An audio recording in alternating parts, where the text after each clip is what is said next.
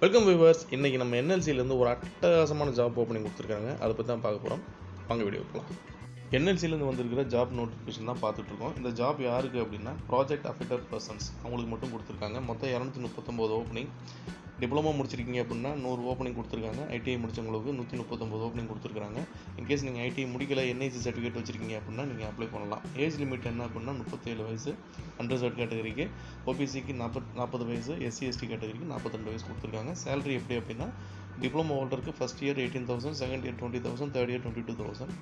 ITI ஹோல்டருக்கு first year 14,000, second year 16,000, third year 18,000. இந்த நோட்டிஃபிகேஷனை கீழே இருக்க டிஸ்கிரிப்ஷன் பாக்ஸில் கொடுத்துருக்கேன். அதில் போய் கிளிக் பண்ணி படித்து பாருங்கள். கம்ப்ளீட்டாக படிச்சுட்டு அப்ளை பண்ணுங்கள்.